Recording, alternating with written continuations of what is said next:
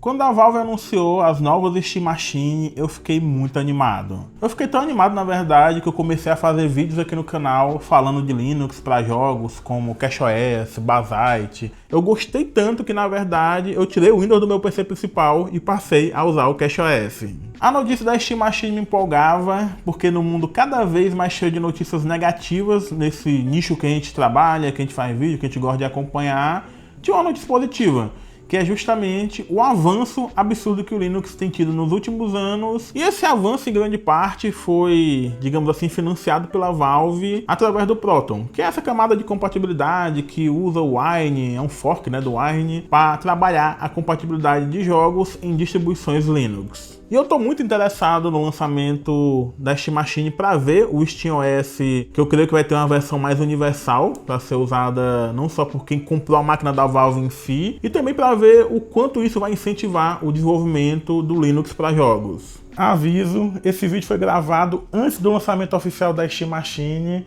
então tem algumas informações que ficaram defasadas, tipo preço. Hoje em dia a gente já sabe que o preço oficial da versão de 512 GB, a mais barata, sem controle, tá $1.049, e a versão mais cara, com 2 TB e o controle, $1.429. É um preço assim, meio absurdo, para falar o mínimo, né? Então, tava certo. Eu acho que, apesar de algumas informações defasadas, a maior parte desse vídeo não depende disso, e algumas coisas é só mesmo alguns detalhes que foram modificados. Quando tiver, eu vou avisar. Então, bora continuar. Só que a gente sabe que com essa crise de memória RAM, crise do hardware, IA engolindo tudo, empresas fechando, caralho de asa, o preço da Steam Machine vai vir alto pra cacete. Isso alto pra gringo, viu? Imagine aqui no Brasil que a gente não vai ter distribuição oficial e vai ter que comprar aí no mercado cinza, sem garantia, sem nada, tudo zoado. Não tem condição de comprar uma máquina dessa, e é por isso que eu tô com esse hardware aqui. Eu vou montar a minha própria Steam Machine. É isso o vídeo de hoje, eu vou comentar porque eu escolhi cada uma dessas peças. Eu vou falar um pouquinho também do preço, né? Embora não seja tão barato, mas vai ser com certeza mais barato do que a Steam Machine. E a gente vai ver se realmente o desempenho vai ficar bacana usando uma distribuição Linux. Enfim, a gente vai comentar um pouquinho disso mais na frente, mas antes uma palavrinha do nosso patrocinador. Tá precisando de uma chave do Windows, mas não quer dar a bagatela de 1.000 conto para comprar no site da Microsoft? Você pode comprar uma chave do Windows OM baratinha na gvgmol.com. Basta usar o meu cupom AG25, que dá 25% de desconto em todo o site, que o Windows 11 Pro tá saindo por R$ 146,00, o Windows 11 Home por R$ 124,00 e o Windows 10 LTSC, para quem foge do Copilot e de IA da Microsoft, que nem o diabo foge da cruz, por apenas R$ 78,00. A ativação é bem simples, depois de pagar você vai receber a chave na página de compras da GVGMOL, copia o código, insere um sistema operacional equivalente e na mesma hora o seu Windows será ativado. O link da GVGMOL estão na descrição do vídeo, confere lá, chave do Windows baratinha é na gvgmol.com. Primeiro deixa eu explicar o que eu quero nessa Steam Machine. A primeira coisa é que seja uma máquina compacta, então tem que ser um PC ITX. A segunda coisa é que não é para ter o hardware mais potente do mundo. Na verdade eu quero montar uma máquina que tenha uma potência, um poder de fogo parecido com a Steam Machine oficial da Valve. Isso significa que não é uma máquina para rodar em 4K, 60 FPS, no alto, no ultra, não. A nossa ideia aqui é mais modesta. Se a gente conseguir rodar em 1080p, no alto, um jogo mais mal otimizado, no médio para alto, já tá bom demais a 60 FPS. Ou então 4K, 30 FPS, no médio para baixo, já tá bom. Que, sendo bem sincero, é o que a Steam Machine também vai rodar. E em terceiro lugar, tem que ser uma máquina que também, para mim, não custe muito caro e que eu possa reaproveitar até componentes que eu já tenho por aqui. Então, bora lá para as peças individualmente. A minha ideia inicial era usar o gabinete Kibione da Sharkoon, que ele tem o formato de uma caixa de sapato. É um gabinete que eu já estou acostumado, eu montei minha primeira máquina ITX nele, mas eu fiquei pensando, cara, se cortar ele quase ao meio, vai ficar meio que num formato cubicular, não existe essa palavra, né? Mas enfim, um formato de cubo parecido mais ou menos, quadrado, que ficaria parecido com a Steam Machine. Então eu levei pro Renan, um amigo meu que tem uma empresa de modificação de gabinete, a R-Modify, e a gente conversou para ver se daria para ele fazer uma modificação, cortar, adaptar. Tudo bem? Meu nome é Renan, a gente tem o projeto da R-Modify e o Agostinho trouxe aqui esse projeto pra gente no intuito da gente poder fazer uma personalização nesse projeto que é a Steam Machine, né? A gente vai fazer uma redução desse gabinete, tentando trazer ele para uma forma mais quadrada. Só que ele estava sem muito tempo, então ali rapidamente a gente tentou cortar o gabinete, tentou alinhar ali para ficar bacana. Só que eu não gostei do resultado final, eu achei que ficou um pouco torto, o Renan não tinha tempo para trabalhar muito o gabinete. E eu acabei deixando essa ideia de lado e realmente comprei um outro gabinete no AliExpress. E eu achei esse aqui, o M34, é um gabinete de 5.1 litros. É importante ressaltar que quando você está montando uma máquina Small Form Factory, uma máquina ITX, o gabinete é a peça mais importante, porque ele é o que vai dizer o que você vai conseguir colocar no PC. O M34, por exemplo, só permite GPU de 205mm, o cooler da CPU é no máximo 45mm e você tem que usar uma fonte flex, senão ele não vai caber uma fonte SFX e nem uma fonte normal. É por isso que eu só recomendo montar PC ITX se você quer muito mesmo, e você vai ter que adaptar o setup, a máquina que você quer montar, pro gabinete. Não dá pra botar aqui um i9 13.900K, não dá, cara. Vai esquentar, não vai ter cooler para conseguir diminuir essa temperatura. Então você tem que voar mais baixo ali nos componentes que você quer usar. Eu paguei por volta de R$320 nesse gabinete, já com imposto incluso. E como alguém que já comprou vários gabinetes ITX no AliExpress, alguns até no Brasil, eu digo sem a menor dúvida que abaixo de 7 litros de volume, esse aqui, o M34, é um dos mais interessantes que você pode comprar hoje.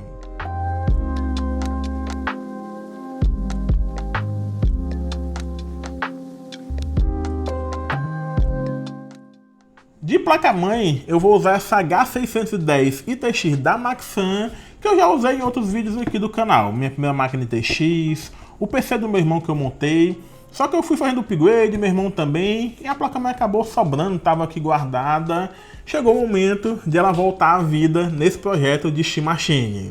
É um H610 bem interessante, você consegue colocar memória RAM DDR4 até 3000 MHz, tem uma entrada para SSD NVMe 3.0, a entrada PCI Express da placa de vídeo é 4.0, o que é uma especificação importante, como a gente vai ver em breve, e também ela tem na entrada de internet a velocidade máxima de 2.5 gigabits.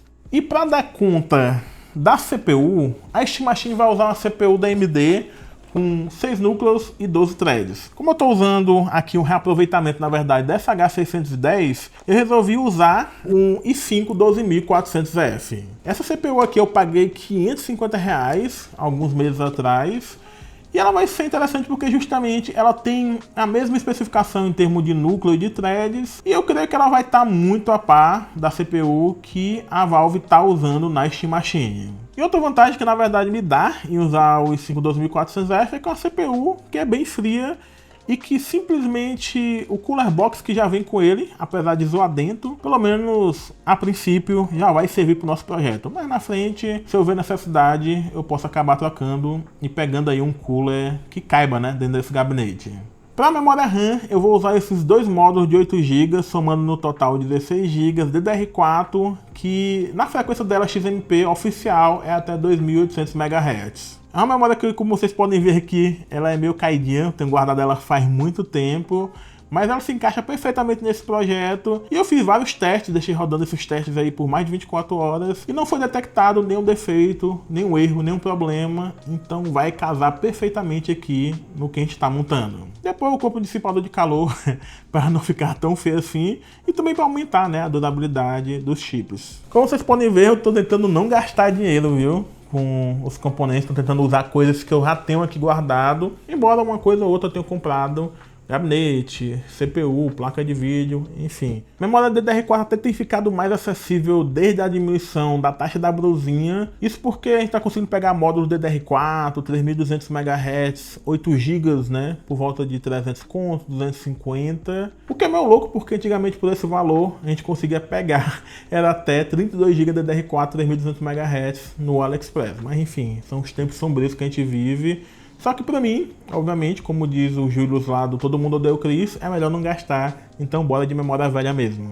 De SSD, eu vou usar o NV3000 da Netac, que como o nome deixa claro, atinge até 3000 MB por segundo de leitura e de escrita. É um SSD muito bom, tenho ele faz bastante tempo, ainda tá com a saúde aí acima de 95% e cabe perfeitamente nessa placa-mãe, já que ela usa PCI Express 3.0 no SSD NVMe. A fonte, levando em conta que o gabinete só usa fonte flex, eu achei no AliExpress esse modelo flex da Metal Fish de 650 watts por R$500. É uma fonte bem compacta, mais ou menos do tamanho de um celular moderno. Eu nunca tinha visto uma fonte dessas na vida. E pode parecer caro, mas se você levar em conta que não tem fontes desse tipo sendo produzidas aqui no Brasil. E se fosse uma fonte SFX da Red Dragon, por exemplo, de 600 watts, hoje em dia você está encontrando por 800, 850 conto, até que o preço tá ok. A placa de vídeo que eu escolhi, na verdade, foi esse modelo que está aqui, RX 7600 Challenger da ASRock. Só que essa placa é muito grande, o tamanho dela não caberia no gabinete. Eu escolhi RX 7600, falando aqui do chip mesmo da placa de vídeo, antes de voltar para essa parte do tamanho, porque é muito similar à placa de vídeo que vai ser usada na Steam Machine. Se não me engano, seria um modelo customizado, mas com poder parecido de um RX 7600 Mobile. Essa aqui vai ser mais poderosa, mas de qualquer forma, arquitetura parecida, desempenho ali na mesma faixa. Só que como eu falei, esse modelo da ASRock é muito grande, e aí eu acabei tendo que comprar para caber nos 205mm que permite o gabinete, o M34, eu acabei tendo que pegar uma outra RX 7600, que foi o modelo de referência da RX 7600 da XFX. Confesso para vocês que em termos de temperatura, a placa da ASRock é muito mais fria. É uma placa que, digamos assim, o arrefecimento dela foi muito melhor pensado. Só que o modelo de referência da XFX, cara, não tem placa mais bonita da AMD do que essa, sinceramente. É uma placa bonitinha e ordinária, como eu falo com meus amigos, porque ela é linda, mas as temperaturas são muito altas. Eu não sei direito como é que vai ficar nesse PC tão compacto, bora ver. Qualquer coisa, a gente tá com undervolt, né, para manter a temperatura mais baixa. Mas, cara, é muito bonita essa placa. Quem nega isso é maluco. Agora bora deixar de conversa, montar tudo, colocar no gabinete e ver como é que a máquina vai ficar.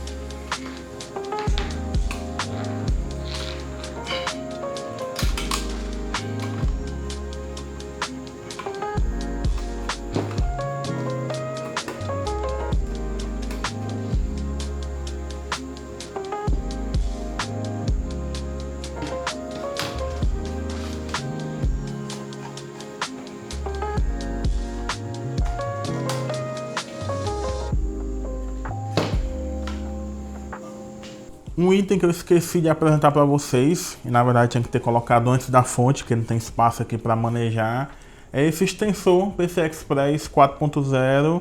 Ele vai de um lado aqui na frente, você vai conectar aqui na frente, onde coloca a placa de vídeo, e aí você puxa a placa de vídeo aqui nessa posição para trás.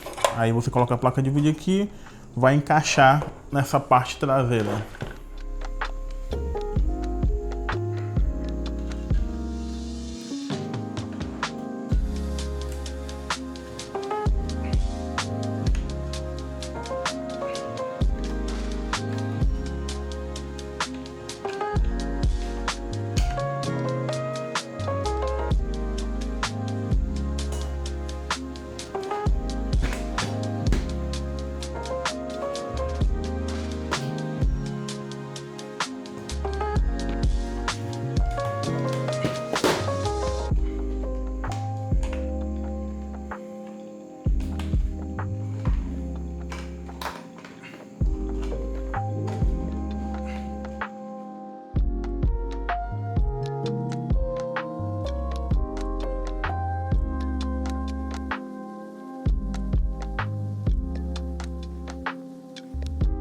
Eu tava em dúvida se essa cor prateada ia prestar. Era a única cor disponível quando eu comprei o gabinete.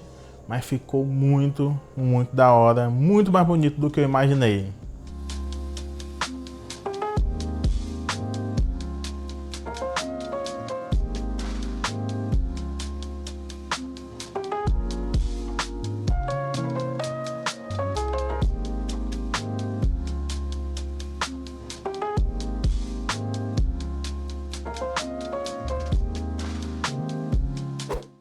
Depois de montar o PC eu fui dormir, deixei para outro dia para continuar as gravações e agora eu tô gripado pra caralho, minha garganta que tá doendo muito, mas bora tentar continuar. Quanto ao sistema operacional, a princípio eu pensei em tentar usar o Basite ou o CashOS, porque são duas distribuições Linux que eu já tô mais acostumado a usar, já instalei em algumas máquinas. O CashOS principalmente eu uso até no meu PC principal, só que durante a preparação desse vídeo foi lançado pela Valve o SteamOS 3.8, que é uma versão já preparada para as Steam Machines oficiais, e eu pensei, por que não instalar logo essa versão? Em relação ao CashOS, o Basite e outras distribuições mais atualizadas, a grande desvantagem do SteamOS é justamente que ele tem um kernel um pouco mais atrasado, na verdade às vezes muito mais atrasado, e também os drivers de vídeo são bem desatualizados em relação a distribuições Rolling Release, né, que o pessoal chama, e tem atualização constante. Se você usa CashOS, por exemplo, você basicamente todo dia tem um monte de atualização. Só que isso também é uma vantagem do SteamOS, porque justamente os componentes que fazem parte do sistema operacional são mais testados e você vai ter uma experiência um pouco mais redonda, com menos problemas, com menos dor de cabeça, o que é ideal para uma máquina como essa, que você quer usar como se fosse um console na TV, enfim, qualquer dispositivo. Dito isso, bora para a instalação do SteamOS. A única preparação que eu fiz foi no site do Steam, baixar a imagem de recuperação do SteamOS, e aí eu coloquei nesse pendrive usando um programinha chamado Rufus. E agora a gente vai instalar.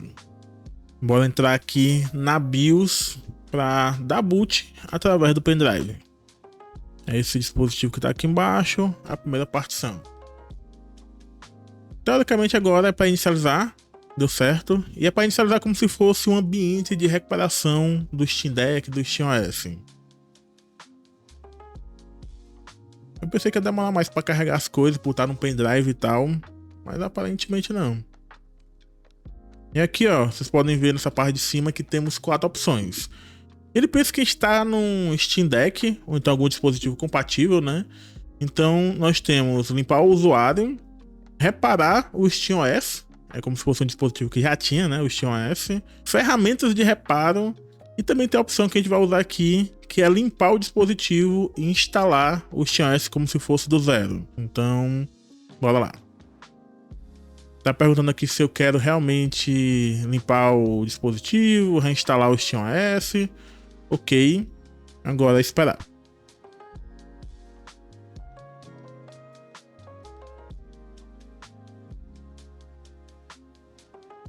Essa foi a instalação de sistema operacional mais rápida que eu já vi na vida, não durou nem 2 minutos e meio direito. Agora vamos para a configuração, mudar aqui a linguagem para português, português do Brasil, uso horário de Brasília, internet que eu já tinha conectado. Ué, o que aconteceu? Essa é a primeira vez que eu estou instalando o SteamOS e tem sido surpreendentemente rápido e fácil de instalar. Se a Valve conseguisse lançar uma versão mesmo universal e deixasse público no site, sem ser esse negócio de baixar uma imagem de recuperação e fazer gambiarra para instalar, se eles fizessem uma versão realmente pública, aberta, com intenção de todo mundo usar, em vez de só os hardware deles, eu acho que seria muito, muito interessante. Eu vou logar aqui na minha conta agora, eu vou entrar aqui usando o QR Code mesmo. Pronto, autorizar. Bem-vindo ao SteamOS. Deixa eu colocar agora o adaptador do controle e a partir de agora passar a controlar com esse controle. Isso se funcionar. Funcionou, deu certo aqui. Configurar os controles parentais, não. Divirta-se, ok. Deixa eu me tirar da tela aqui pra gente ver o layout direitinho. Vocês viram que eu só coloquei o dongle na nossa Steam Machine e o controle já foi reconhecido automaticamente direitinho. A minha dúvida é se eu tava rodando pelo pendrive ou então pelo SSD NVMe da máquina mesmo. Mas aparentemente é o SSD NVMe, até porque eu puxei o pendrive. Então não tem como tá rodando nele, sendo que ele já tá removido do PC. Mas só pra tirar uma dúvida, deixa eu entrar aqui no modo desktop. Eu acho que tem a opção aqui, né, de modo desktop, aqui ó, trocar para a área de trabalho. Bora ver se a gente tá com muito espaço de armazenamento, como é que tá. O home aqui é quanto espaço? Rapaz, ver isso aqui, propriedades. Tá aqui, espaço livre, 913 GB. Se a gente olhar nas configurações do sistema, a gente vai ver que o KDE é o 6.4.3, que é meio atrasado, né? Se a gente pegar um CashOS da vida, eu acho que tá 6.6 o KDE. Deixa eu ver aqui, o kernel é o 6.16. No CashOS você já tá no 7.1, é no 7.0, se não me engano. Nosso hardware foi reconhecido de forma correta. RX 7600, 16 GB de RAM. Tá aqui o nosso i5 12400F, 6 núcleos e 12 threads. Placa-mãe da Maxam. Ok, tá tudo tranquilo. Agora eu vou instalar alguns jogos pra gente testar. Antes da gente ir para os jogos, eu queria mostrar algumas configurações que eu fiz no SteamOS no modo desktop. Isso porque o SteamOS é baseado em Arch Linux e eu tenho usado já faz algum tempo no meu dia a dia o CashOS como meu sistema principal, que também é baseado em Arch Linux, então tem algumas coisinhas que eu queria modificar. Coisa básica, nada demais, como por exemplo, eu baixei o Proton Plus, que é um programinha que permite você baixar várias versões do Proton, diferente da versão oficial da Valve. Pra quem não sabe, o Proton é a grande revolução da Valve em termos de jogos, é o motivo pelo qual a gente consegue rodar tantos jogos do Windows no Linux hoje em dia. Ele cria uma camada de compatibilidade que o jogo roda nativamente como se fosse o Windows, mas no Linux, porque ele cria as dependências, enfim, ele faz o jogo pensar que ele tá rodando no Windows, e é por isso que a gente tem tanto jogo compatível hoje em dia. Só que o Proton da Valve, ele demora muito para implementar algumas coisas, e a galera criou versões experimentais muito interessantes, como o Proton CashOS e o Proton GE. Esses dois Proton, por exemplo, desde o ano passado, você já consegue rodar o FSR4 em placas RDNA4 e também RDNA3, com um comando que você consegue colocar lá nas opções de configuração do jogo no Steam. O Agostinho do futuro voltando aqui mais uma vez, e parece que cada vez que eu volto para gravar, minha voz está pior. Esse método de usar o FSR4, não é que ele está defasado, mas desde que lançou o FSR 4.1.1 em 22 de junho para as placas RDNA3, o Steam agora tem um Proton experimental em que, sem esse comando, você já consegue usar o FSR4, pelo menos em jogos que tem o FSR 3.1 para frente. Mais ou menos como ocorre automaticamente com o driver do Windows hoje em dia. Então o Proton CashOS e o Proton GE vão ter outras funções, mas para usar o FSR4, pelo menos em placas RDNA3, você não precisa mais deles. O Proton experimental já está dando conta, que é um Proton da própria Valve. Um outro programa que eu baixei foi o Lact, que se você usa placa da AMD no Linux, é muito importante que você tenha um Lact, porque ele permite você fazer overclock, undervolt na sua placa de vídeo, permite também você fazer uma curva de ventoinhas que você acha mais interessante. É um programa que é muito importante para quem usa a placa da AMD. No meu caso aqui, o que eu fiz foi diminuir o limite de energia, para a placa não esquentar tanto. Esse modelo de RX 7600 que eu estou usando, mesmo em gabinete aberto, mesmo em gabinete com muitas ventoinhas e espaçoso, esquentava muito, chegava a 80 graus, 83 graus. Imagine no gabinete TX tão apertado assim. Então eu tenho que fazer um undervolt aqui. No caso, eu deixei o limite de uso de energia no mínimo, que dava 122. O padrão no Linux é 130, então deixa eu deixar aqui em 122. E na questão aqui de offset de voltagem da GPU, eu coloquei menos 30 para não esquentar tanto, para ter a diminuição da temperatura. Esse PC aqui, se a gente conseguir fazer ele ficar abaixo de 85 graus na placa de vídeo, eu já estou satisfeito. Outra coisa que eu mexi foi na curva de ventoinha. Eu desliguei o 0 RPM, que é quando está abaixo de 50 graus, a placa não gira as ventoinhas, porque isso ia ser terrível para um gabinete mini TX. E a curva de ventoinha eu vou colocar aqui em 75% no máximo, quando atinge 80 graus.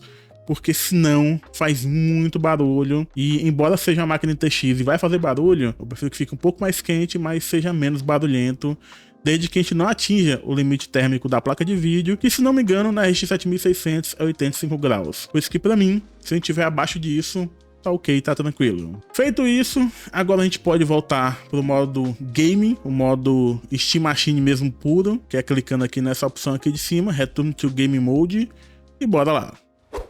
Vamos começar com Forza Horizon 6, um jogo relativamente recente, e a gente está rodando aqui na nossa Steam Machine em 1080p, e eu vou colocar na configuração Ultra. Só que no Linux, eu já testei esse jogo na minha máquina principal, que também é Linux, só que no caso é o CashOS em vez do SteamOS, e eu sei que esse jogo tem problema de streaming de textura no Linux. Então, a qualidade das texturas do ambiente eu vou colocar aqui no baixo, para que não fique dando esses travamentos que incomodam bastante quando você está jogando. Além disso, deixa eu tirar minha câmera aqui da tela. Tem um comando que você consegue usar no SteamOS, que apertando o botão do Xbox no seu controle ou do PlayStation e ao mesmo tempo o botão A vai abrir essa barra lateral da direita. E aqui, na verdade, a gente vai ter várias opções de configuração, notificações, conversa com seus amiguinhos, configuração de áudio, do Wi-Fi, Bluetooth, mas o que mais interessa pra gente é essa aba aqui de desempenho. Nessa primeira opção, que a gente vê que tem não exibir, aí tem 1, 2, 3, 4, 5, são opções de layout para mostrar informações do seu hardware e do desempenho do jogo. Na opção 1, você tem apenas o FPS lá no canto superior esquerdo, estão vendo ali que está pegando 108, 109 FPS. Na opção 2, você vai ter mais informações, só que no topo da tela de forma horizontal. Isso aqui é bom porque é uma maneira bem discreta, né, de você estar acompanhando o desempenho do seu jogo. Mas o que eu gosto de usar mesmo é essa terceira opção, porque dá muito mais informação. E vocês veem que o nome que aparece ali do lado do FPS, acima do Frame Time, é GameScope. Eu acho que essa ferramenta, se não me engano, se chama justamente GameScope. E tem a quarta opção, com muito mais informação. Só que eu confesso que eu não gosto muito dessa opção, porque fica muito poluído, ocupa muito espaço. Então, aqui para testar o jogo, eu vou mesmo na terceira opção. Isso funciona em qualquer jogo do Steam que você estiver usando no SteamOS. Tem mais opções, como por exemplo, limitar a quantidade de frames. Deixa eu botar aqui, por exemplo, 60 FPS. Dá para limitar. Você pode desativar esse limite. Tem como ativar o Variable Refresh Rate se você tiver essa opção no seu monitor, na sua TV. Desativar a sincronização vertical. Enfim, tem várias opções aqui. Mas o que interessa pra gente a princípio é o layout de informações na tela, que eu vou colocar agora pra gente acompanhar o desempenho do jogo. Deixa eu botar como webcam e bora dar uma voltinha aí. A gente tá vendo que o jogo tá conseguindo fazer nessa nossa máquina, nosso SteamOS, 98 FPS, 100 FPS. A qualidade da imagem não tá tão boa assim. Eu particularmente sinto que talvez a minha placa de captura, na verdade, tá diminuindo a resolução nativa que a gente tá rodando o jogo. Tá em 1080p, só que não parece 1080p. E aí, junto com a FSR 3.1, que não é muito legal nesse jogo, a qualidade de imagem fica um pouquinho zoada, fica um pouquinho abaixo do que você esperaria jogando o jogo no Ultra. E também tem a questão que a gente diminuiu, né? A questão das texturas do ambiente por baixo para não ter travamento. De qualquer forma, tá a quantidade de FPS bem significativo, acima de 100 FPS no preset Sabor Ultra, que não é Ultra completo, né? 100 FPS, tranquilo, tá ok. Eu vou procurar uma corrida aqui pra gente testar na prática, correndo mesmo, né? A gente vê de verdade numa corrida. Olha, cara, tá muito esquisito o visual disso aqui. Tem algumas coisas que estão um pouquinho esquisito. A vegetação tá muito embaçada. Eu tenho a percepção, como eu falei, que é a minha placa de captura que não tá entregando o melhor visual possível também, além do FSR 3.1. Mas o que importa aqui na prática pra gente são os dados que a gente tá tendo na tela. 100 FPS, 98. Raramente tá descendo abaixo disso. Eu sou péssimo em corrida, mas bora lá. Observe que a temperatura da GPU também está bem interessante, 75 graus. levando em conta que esse computador é bem compacto. E ok, a gente fez undervolt ali brabo, pesado, né? Diminuindo a voltagem, a tensão. Mas ainda assim, eu acho que tá uma temperatura bacana, levando em conta o gabinete, que é apertado mais do que, sei lá, uma lata de sardinha. Cara, esse carrinho aqui, eu não sei nem por que eu escolhi ele. Mas bora lá. Eu tenho a impressão que eu já corri nessa pista, mas essa pista com essa fumaça, não sei, tá muito esquisito. O jogo escolheu uma péssima pista pra mostrar o visual dele, hein? Ou melhor, eu escolhi uma péssima pista pra mostrar o visual do jogo. Eu não sei se eu consigo passar daqueles caras, não. Esse meu carrinho aqui parece que não acelera muito. Devia ter escolhido um carro melhor do que uma coisa velha dessa aqui. Que eu nem tô batendo tanto, nem tá tão ruim assim o meu desempenho. Tá bom, eu sou péssimo jogo de corrida, mas... Olha, eu não consigo encostar nos caras. Talvez agora a minha chance. A CPU também tá bem controlado, a temperatura. Eita, agora é hora de se tacar na parede. Não fiquei tão distante dos caras, mas eu acho que eles aceleraram um pouquinho mais do que eu, porque eu bati, né? A placa de vídeo agora tá subindo a temperatura, 77. A minha expectativa é que fique pelo menos a temperatura abaixo de 83 graus. Pra mim, isso já tá ok. Não tem muito como esperar de um PC ITX tão compacto. Ainda mais que essa placa de vídeo já é naturalmente bem quente. Eu até falei que ela é uma RX 7600 que é bonitinha, mas ordinária justamente por isso. É a RX 7600 mais bonita, mas também é a mais quente provavelmente. Mesmo com undervolt e tudo mais. Bora tentar correr atrás aqui desse maluco que tá na nossa frente. Não sei se vai ser possível, mas nosso carrinho velho tá tentando. Opa. Eu tô bem satisfeito, viu, com o desempenho da nossa Steam Machine aqui. E eu tô muito surpreso com o SteamOS em si. Não vai passar não, irmão. Eu já usei o Basite, CashOS. Faltou uma volta ainda, eu acho. E eu tinha gostado das experiências. Para uso diário, por exemplo, eu prefiro muito mais o CashOS. Mas pra ter tipo um PC que é como se fosse um console, o SteamOS é muito prático, a instalação é muito rápida. O desempenho também é muito estável nos jogos. Tem muitas opções com o GameScope. Tudo bem que tudo isso dá para instalar de forma própria, né? Sem precisar usar o SteamOS. Mas eu acho que quando você usa Steam Machine, o grande diferencial delas é o SteamOS. Se você estiver usando com a placa da AMD, eu creio que é uma experiência muito satisfatória e muito próxima de consoles. E olha que tipo, o layout do SteamOS nem é tão...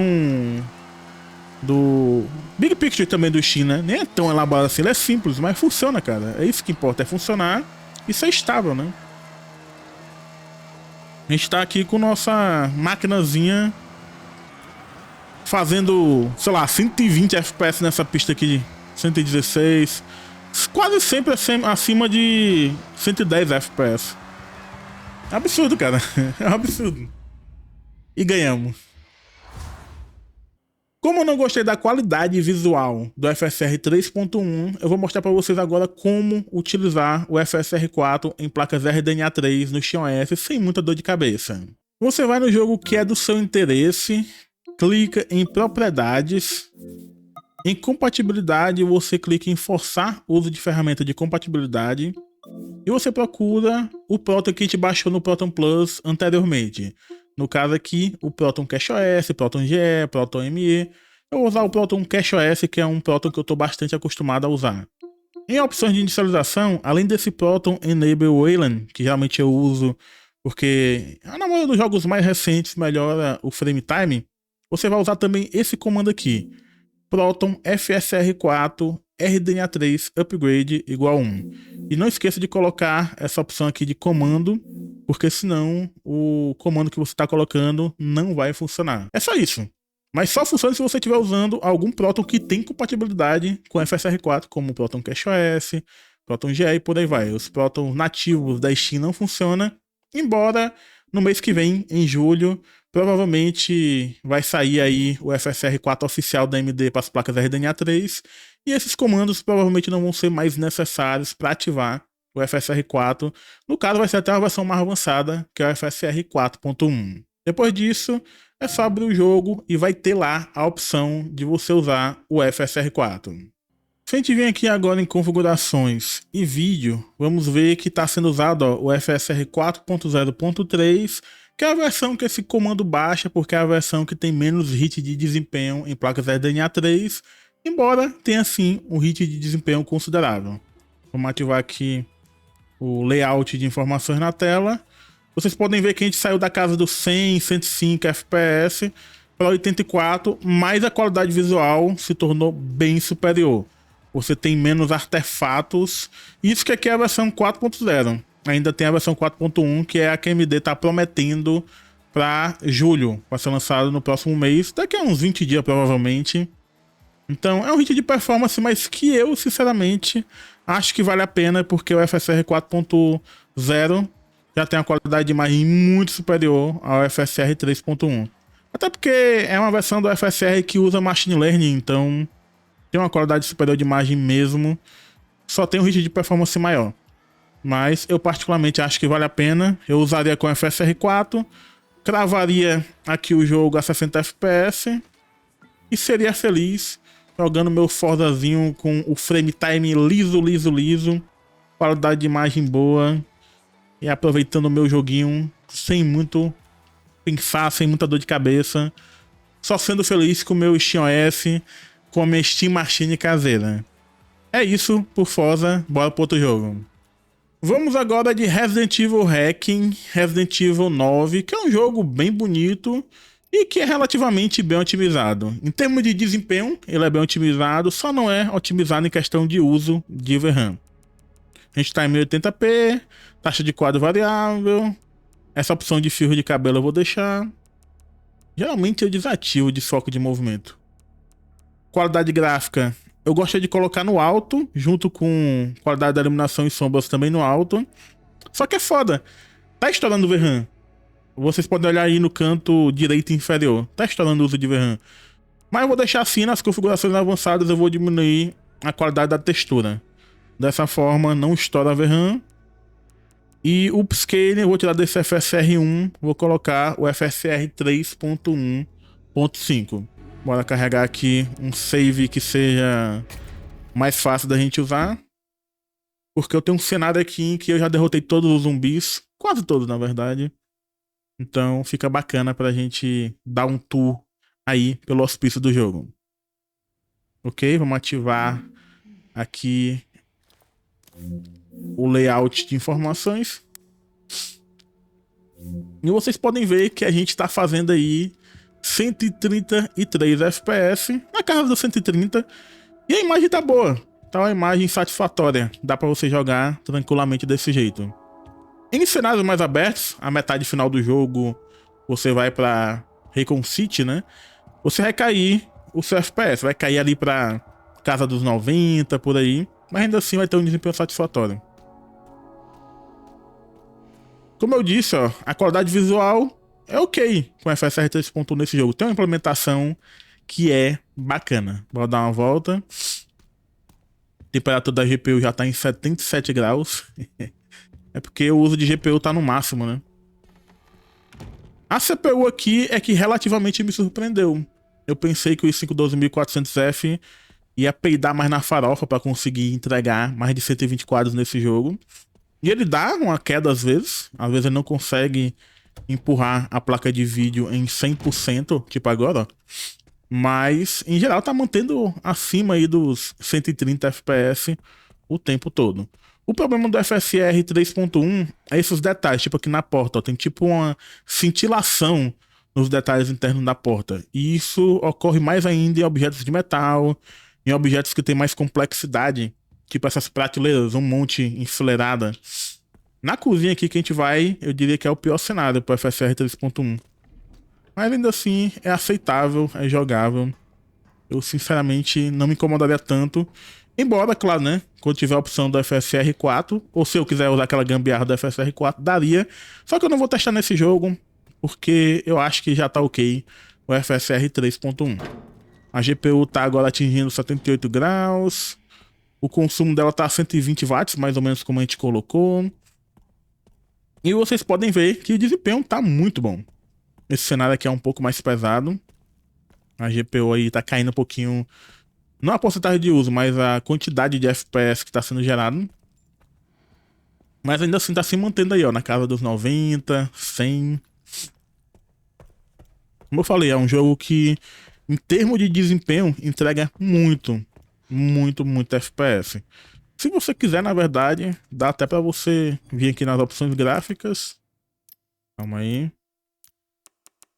E em vez de usar o upscale em qualidade, dá pra colocar no nativo. Pode que vai estourar a VRAM, provavelmente, né? Mas ainda assim a gente se mantém, ó, na casa dos 90, 100 FPS. A nossa Steam Machine aqui, eu acho que tá provado que dá pra rodar jogos recentes. Se eles forem otimizados acima dos 80, dos 90, e você usar a qualidade do upscaling em vez de nativo, dá pra você conseguir até, na verdade, mais de 100 FPS. Agora vamos de Cyberpunk 2077, um jogo que, ao contrário do Resident Evil Requiem, tem a pior implementação de FSR 3 que eu já vi na minha vida. Bora colocar aqui. Pra começar, bora usar esse preset do Steam Deck, só pra gente ver como é que fica a qualidade do jogo, quantos FPS a gente consegue. Essa opção aqui tem o FSR 2.1 em balanceado, a densidade da multidão baixa, e eu tô vendo que a maioria das coisas tá no médio, baixo, algumas coisas no alto. É otimizado pro Steam Deck. Nosso PC não é um Steam Deck, é bem mais poderoso.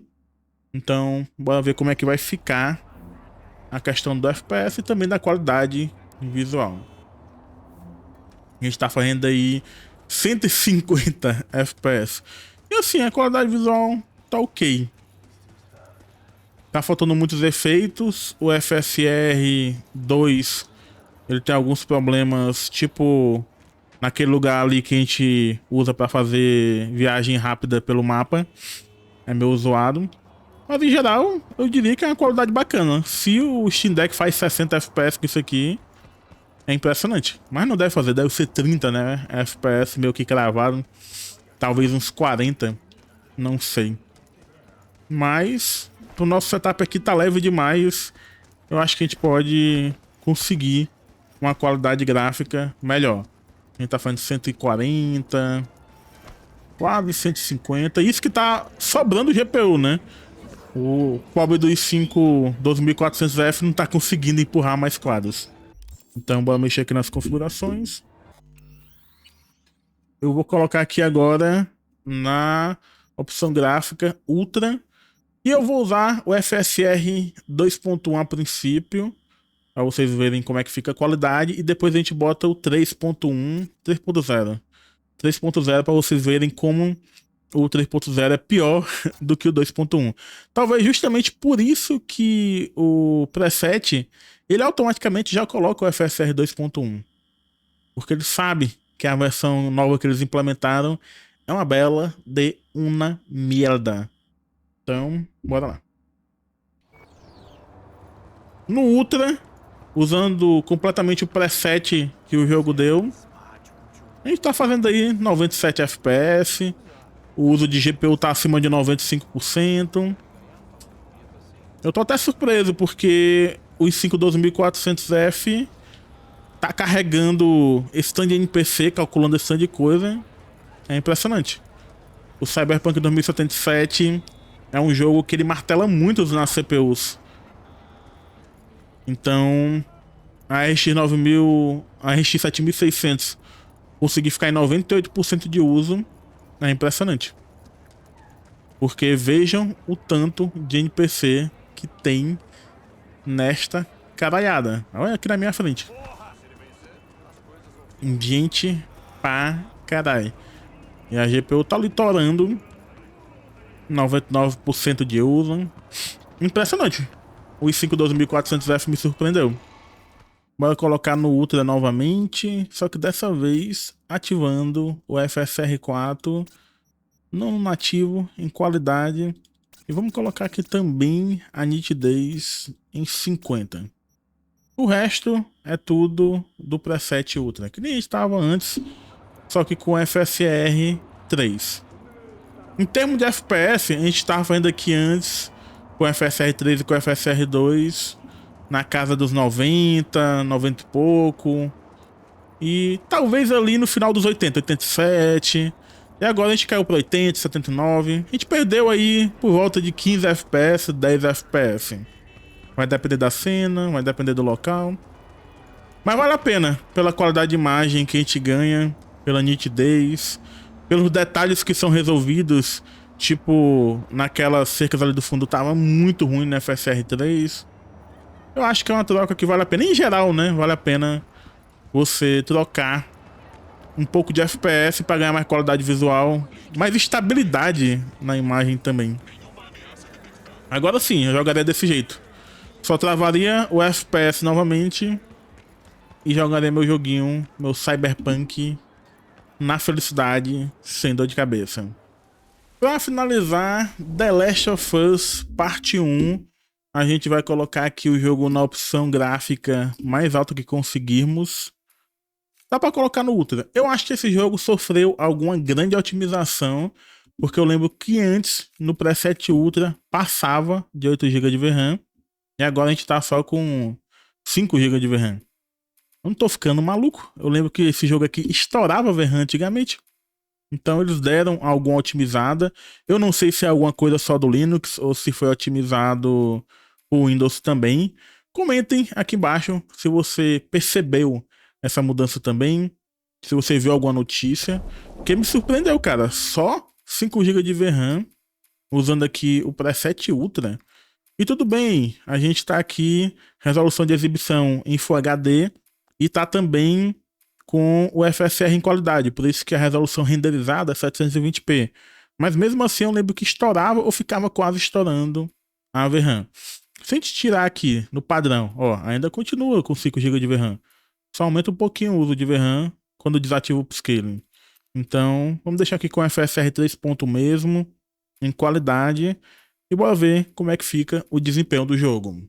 Eu vou aqui no teclado mesmo, porque esse jogo, eu não sei os comandos de controle dele, é um pouquinho complicado. O FSR 3 aqui nesse jogo, ele é mais ou menos, não é dos melhores, como no Resident Evil Hacking, mas também não é aquela bizarrice do Cyberpunk 2077. Talvez, na verdade, bizarro daquele jeito não tenha. Eu ainda me pergunto o que a galera da CD Projekt tava na cabeça quando resolveu implementar o FSR 3. Mas enfim, a gente tá conseguindo fazer aqui 75, 76 FPS. Esse é um jogo que, pelos meus testes, ele tem um desempenho pior no Linux do que no Windows, embora essa diferença esteja diminuindo ao longo do tempo. É um jogo que no Windows você vai fazer aí 15 FPS a mais. Um ano atrás você fazia uns 30 FPS a mais. Então, de pouquinho em pouquinho, o Linux está acompanhando alguns jogos que tem alguns problemas específicos para rodar através do Proton. Mas ainda assim, é um desempenho bacana. A gente está fazendo aí entre 70 e 80 FPS dependendo da cena.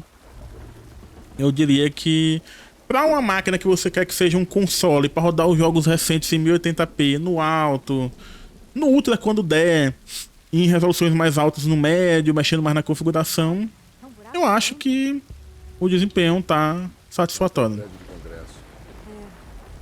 Em geral, em questão de desempenho, a Steam Machine também ela tá atingindo temperaturas boas. A CPU Nesse momento, por exemplo, está sendo usado em 86%, chegou a atingir ali. 89, meu Deus. Eu pensei que Cyberpunk ia fazer o i5 12400F passar mal, mas é o The Last of Us Part 1 que tá fazendo. Por que será que esse jogo precisa de tanto uso de CPU? Meu Deus, não tem nem tanta coisa assim. Olha o uso de CPU, gente. 85. Mas a temperatura tá controlada. Lembrando que a gente tá usando o Cooler Box, né? Então, a temperatura tá controlada, a gente usando o Cooler Box da CPU num gabinete extremamente pequeno. Depois eu vou tentar comprar um air cooler que seja adequado, né? Mas tá me surpreendendo. Tá tudo muito adequado. O uso de GPU em 98%. Temperatura não passou de 80 até onde eu vi. Pode ser que eu não tava prestando atenção nos outros jogos o tempo todo. Mas eu diria que nossa Steam Machine caseira atingiu o sucesso. A gente conseguiu uma máquina relativamente potente, sem grandes ambições também, né? De rodar tudo no máximo do gráfico. Até porque a VRAM em alguns jogos não deixariam. Mas... E também sem Ray Tracing, né? Ray Tracing definitivamente não é para essa máquina. Mas eu creio que a gente conseguiu atingir o nosso objetivo de fazer um PC consolezinho. Ultimamente tem sido muito difícil se empolgar com esse cenário de PC gamer, de hardware, com esse nicho de tecnologia em geral, porque hoje em dia é tudo IA, IA, IA. E com isso, a gente está vendo demissões em massas nas empresas que produzem os jogos. A gente está vendo o preço de tudo aumentar absurdamente, porque o hardware que a gente comprava está sendo hoje em dia direcionado para a produção de data center pelo mundo todo. Por isso que eu estou pouco empolgado, não tenho mais feito tantos vídeos. É porque eu acho, sinceramente, que tá tudo uma merda e ninguém se importa tanto e não tem o que fazer também. Então, zero ânimo para produzir conteúdo. Só que no meio de tudo isso, se tem uma coisa que me empolgou, foi ver o anúncio da Steam Machine no final do ano passado, ao ponto de eu vir aqui fazer um vídeo montando minha própria máquina. E assim, embora essa máquina tenha um hardware, entre muitas aspas, equivalente à Steam Machine oficial, o que me empolgou de verdade foi o SteamOS, foi o sistema operacional desde o começo. Se vocês olharem o meu canal, vão ver que desde o anúncio da Steam Machine eu comecei a produzir conteúdo testando sistemas operacionais Linux. Isso porque ele mostra que finalmente distribuições baseadas no kernel Linux atingiram uma maturidade para conseguir fazer com que você rode a maioria dos jogos do Windows através dessa camada de compatibilidade que é o Proton. Isso não é pouca coisa. Tanto é que eu abandonei o Windows, eu tô aí há 6 meses usando o Linux no meu PC principal e tirando uma coisinha ou outra, eu não sinto mais falta. A maioria dos programas que eu queria usar ou eu adaptei, substituindo por outro, ou então eu consegui achar uma forma de rodar na minha máquina mesmo. Isso falando de jogos single player, porque jogos multiplayer vai depender da vontade do desenvolvedor para fazer com que ele rode através do seu anti-cheat, se for nível de kernel ou não, fazer rodar em distribuições Linux. Eu não usaria o SteamOS no meu dia a dia como máquina principal, mas como uma máquina secundária que eu uso na TV para jogar, para levar para casa dos amigos, para viajar e que tem ali também um desktop normal caso eu tenha essa necessidade. O potencial disso é gigantesco e eu acho que o grande tesouro da Valve não é a Steam Machine em si, até porque ela é uma máquina modesta, é uma máquina, vamos dizer assim, intermediária por dia de hoje. O grande mesmo trunfo é o sistema operacional. Eu consigo ver várias pessoas montando uma Steam Machine, tipo eu fiz aqui, para além de jogar a biblioteca do Steam, botar aí emulador, jogo pirata, usar para navegar na internet de forma simples e por aí vai. E talvez essa seja a jogada que a Valve estava pensando, era menos a questão do hardware e mais a popularização de um sistema operacional baseado em Linux, que assim as empresas vendo que tem uma máquina específica para isso, que está se tornando mais comum, poderiam, na hora de desenvolver seus jogos, focar em pelo menos manter ali também uma compatibilidade com o Proton. Ia ser interessante, ia ser um movimento que eu acho que podia dar frutos daqui a vários anos.